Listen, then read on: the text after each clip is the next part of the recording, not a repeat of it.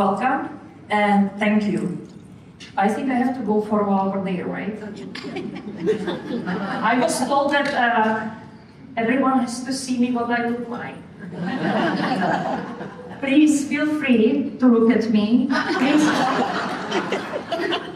don't judge me with the perspective that last century, last millennium, I won some beauty contest. I know it's interesting, I know it's entertaining, but it was just a very small part of my life. I see so many interesting women here that I feel really humble. I hope that I will speak with better accent than your first lady today.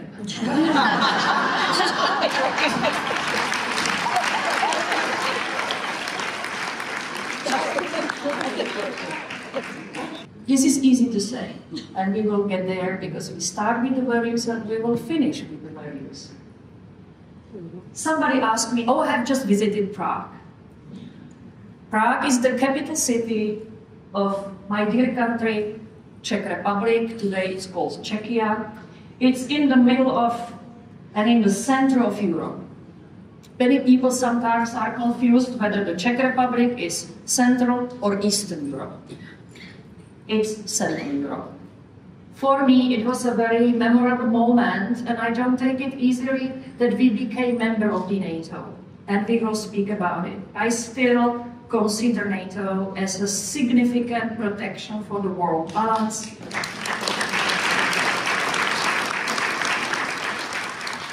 Our security and everything what will happen in the future has to be enhanced and in cooperation between the European countries and the United States.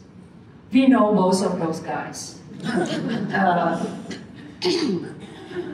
Central Europe, the whole world, were so much hurt by those ideologies. So different and the same at the same time. Both brutal authoritarian military regimes. Far right, far left. Just out of curiosity, do you know how many people died because of the Second World War? These are estimates, please. It's about 20 million. Fascism killed during this Second World War about 20 million people. This guy is a winner. Communist regime killed about 100 million people in the war.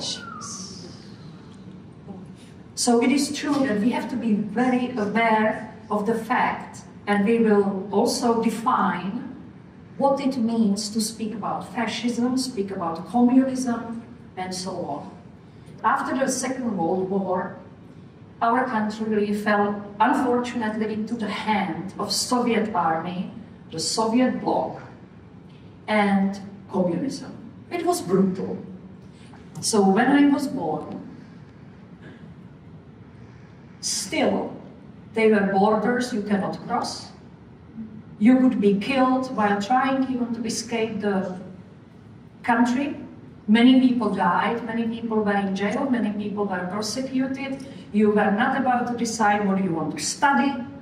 And they were deciding what lyrics the official musical bands are allowed to sing. Everything was under state control. I think on Monday we celebrate our Velvet Revolution. It's November 17th. I think they told me that this is the last spot at the Capitol where they put the bust of Václav Havel. So we were there unveiling the bust, and we were very proud of it because it was organized by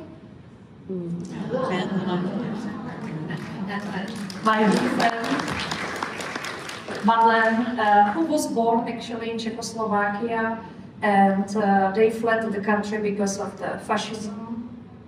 I think that she wrote a book about fascism.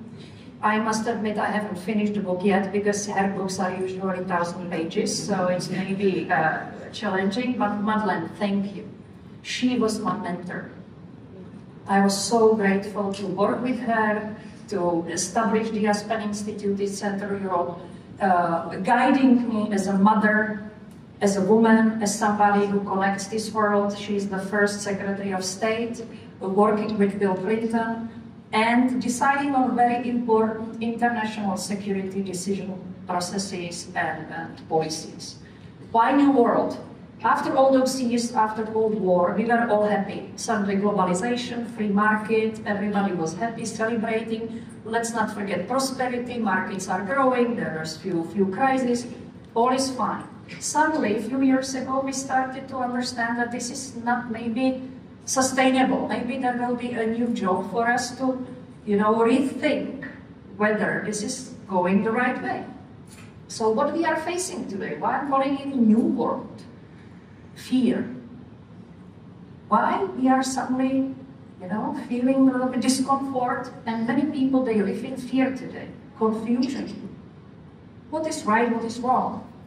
Is South Africa communist or free country? Is Europe socialist, communist? Is Mamdani communist?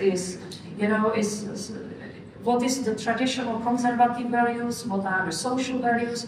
I think we start to be a little bit confused. Instability, it creates instability.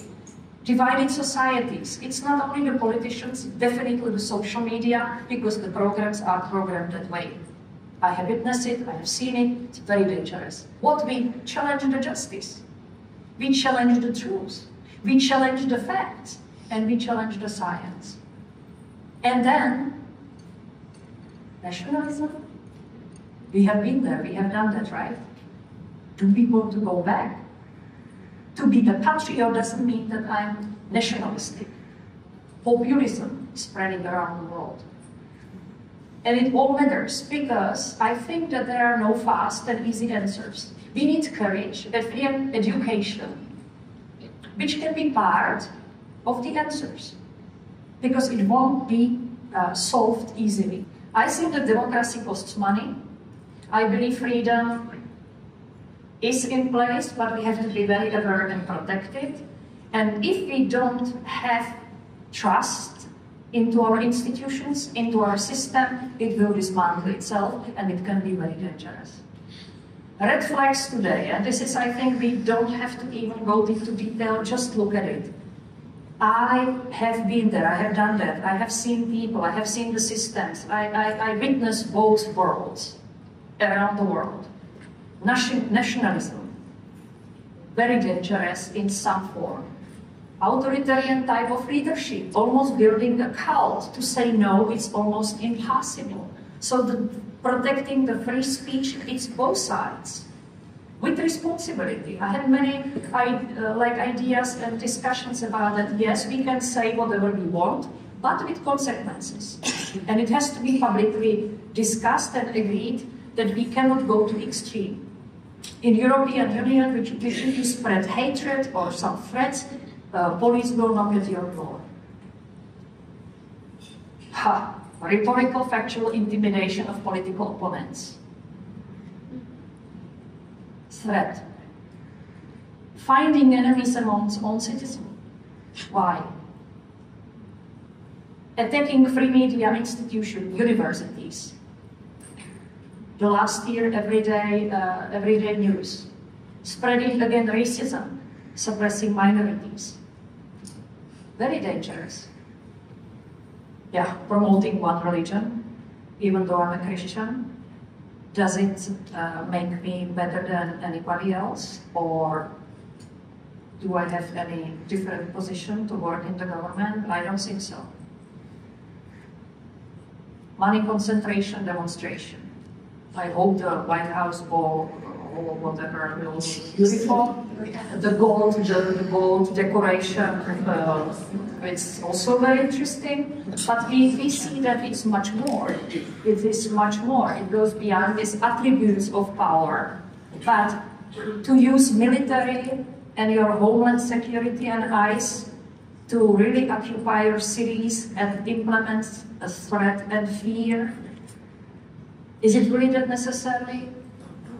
And when I heard about new nuclear testing, are we going back to Cold War? Are we really playing that card? I am not sure that this is that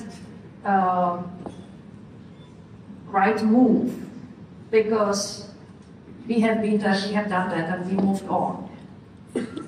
corruption, loyalty. This was exactly system, authoritarian system. You agree with me, I will promote you.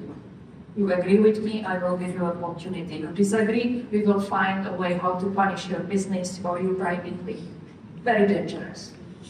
And the feeling of superiority of the United States, it's also not pleasant.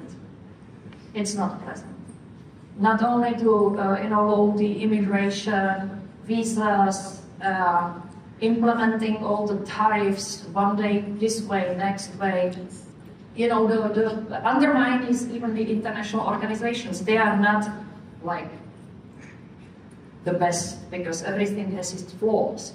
But somehow the United States always led the discussion and promoted some values and had a voice. Today, if you start to attack all these international relations and organizations, there is no replacement. Yeah. This is what I would like to finish with, that we need courage, we need to step up, we need to get things done. It will take time, we need freedom to protect ourselves and to grow. And I think the only answer is a good education. And our dear Václav Havel believed in that humanists, that love and truth must prevail, hatred and lies.